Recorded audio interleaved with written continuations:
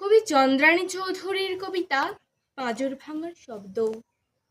ওই যে আগুনের লেলিহান শিখায় জড়ানো উড়ান একটু আগেই আকাশ থেকে খসে পড়ল, সেখানে শুধু সারি সারি লাশ নেই, ওই ধ্বংসস্তূপের ভেতরে কত আলোর গল্প যে অন্ধকারে ডুবে গেল, কত উজ্জ্বল ভবিষ্যৎ হারিয়ে গেল, কত হাসি, কত আনন্দ, কত স্বপ্ন যে পুড়ে ছাড়খাড় হলো, তার হিসেব নেই।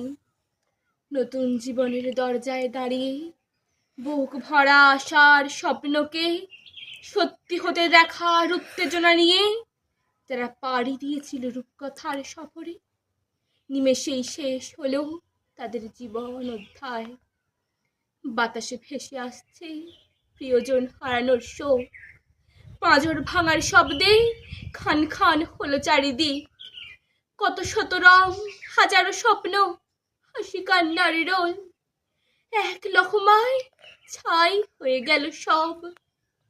তবুও ক্ষীণ আশা মনে, মৃত্যু মিছিলের ভিড়ে বেঁচে আছে একটি প্রাণ।